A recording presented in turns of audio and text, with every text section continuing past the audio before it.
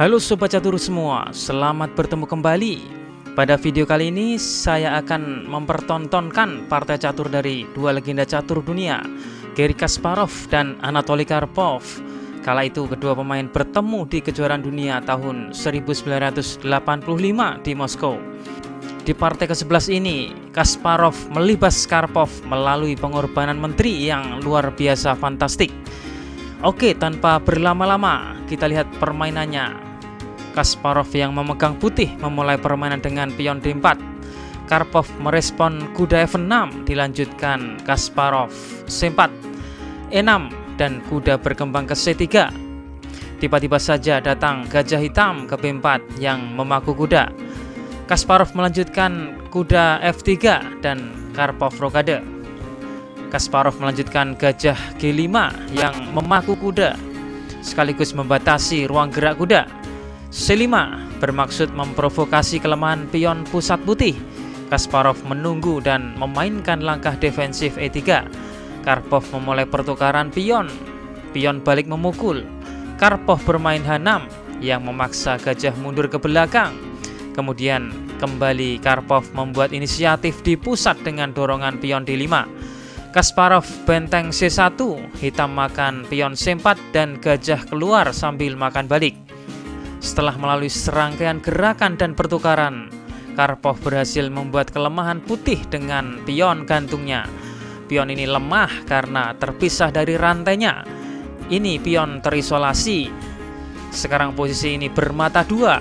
Memang putih memiliki kelemahan dengan pion D-nya yang terisolasi, tapi terkadang posisi pion ini menjadi katalisator untuk serangan. Di kedepannya, putih bisa memainkan dorongan pion D5, dan pada saat yang tepat, pion akan dapat memicu ledakan serangan. Oke, Karpov melanjutkan dengan kuda C6 dan Kasparov rokade, melepaskan pin, sehingga sekarang putih memperbesar peluang memainkan ledakan pusat dengan dorongan pion D5. Karpov segera bereaksi, dia memundurkan gajah ke E7, mematahkan pin. Kasparov menggeser benteng ke E1, Karpov B6. Gajah harus berkembang secara fianchetto karena ia menabrak pion E6. Kasparov A3 yang memberi ruang gajah untuk mundur. Hitam mengembangkan gajah ke B7. Gajah putih H4 ini akhirnya mundur ke G3 setelah tidak lagi menemukan pin, di mana di petak baru ini ia bisa lebih berguna. Karpov memainkan benteng C8, membuka serangan potensial ke gajah, sehingga Kasparov tidak mengambil resiko dengan gajah mundur ke A2. Sekarang putih bersiap memajukan pion D5 yang tidak lagi bisa di stop hitam. Bila hitam mencoba mematahkan dengan kuda A5, maka ini akan mengundang putih memainkan kuda E5, di mana putih akan dominan dan superior di pusat. Oke, di sini Karpov memainkan gajah D6 dan tanpa ragu Kasparov memainkan langkah yang ditunggu-tunggu, pion D5. Dan disinilah terjadi pertukaran massal. Kuda makan pion, kuda makan, gajah memukul gajah, pion merebut kembali, pion hitam makan kuda putih, gajah merebut kembali. Karpov memainkan menteri F6, kemudian Kasparov menteri A4, menambah serangan ke kuda hitam.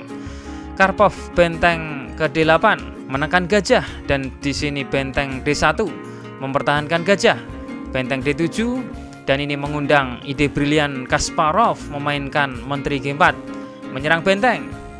Karpov menggadaikan benteng. Nah, disinilah Kasparov memainkan langkah yang fantastik. Sobat catur semua, apa langkah putih yang dimaksud? Ya, Kasparov memainkan langkah fenomenal, menteri makan benteng, mengorbankan menteri. Setelah penangkapan kembali dengan benteng, benteng ke E8, skak, memaksa raja Karpov ke H7, di mana itu selanjutnya menjadi target E4 skak. Di posisi ini Karpov menyerah karena setelah G6, benteng makan benteng, benteng menyerang gajah. Setelah gajah mengungsi ke A6, gajah makan kuda. Putih menang material, gajah tidak dapat dipukul menteri karena akan skakmat. Atau di posisi ini gajah ke C4 misalnya, maka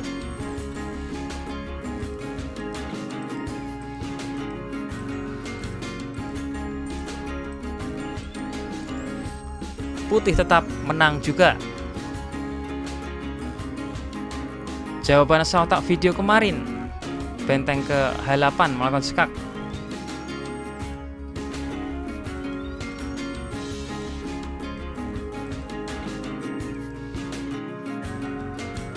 Skak mat. Oke, kita masuk ke segmen asal otak. Temukan langkah terbaik dari putih untuk memenangkan permainan.